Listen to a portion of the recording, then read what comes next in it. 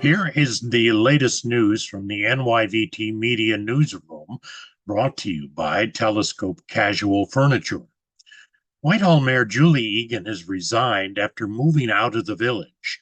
Former Mayor Francis, better known as Fra Butorti, was chosen by the village board to serve the remaining 7 months of Egan's unexpired term. Egan has been splitting her time between a property she and her husband own in the town of Dresden and her daughter's home in Whitehall.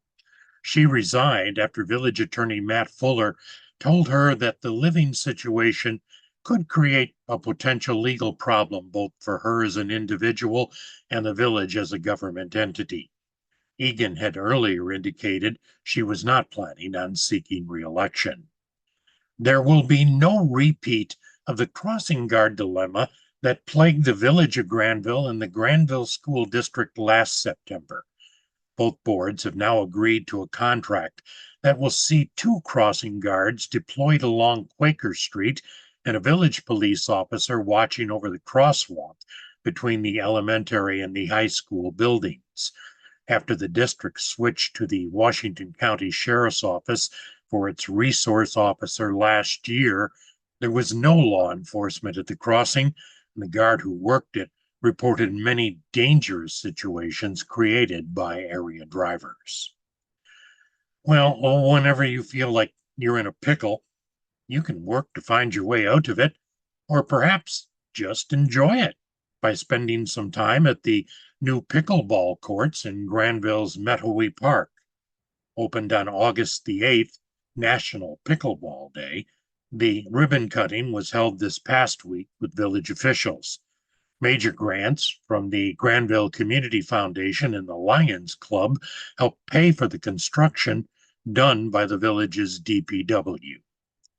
The village of Hoosick Falls expects to receive $3 million over the next 3 years as a result of the village joining a national class action settlement related to PFAS. By joining the settlement, Hoosick Falls will be receiving funds from part of the nearly $12 billion settlement that involves the PFAS manufacturers 3M and DuPont. It's estimated 3M will pay about $10.5 million, while DuPont will pay $1.5. This agreement is separate and unrelated to the village's ongoing discussions and legal matters with St. Gobain Performance Plastics and Honeywell International. Both companies were named as the responsible parties for the PFOA contamination of the village's water supply. For weeks, there have been stories detailing the social and economic impact the closing the Great Metal facility in Comstock will have on surrounding Washington County communities. There is, though, another component of the closing that may have been overlooked until now: the pets. A lack of income can also impact a family's ability to purchase pet food. That is when many people turn to a local nonprofit pet food pantry in Granville known as No Empty Bowls. To that end, a motorcycle ride named Bikers Filling Bowls is being organized to boost the pet food pantry's stock and supplies.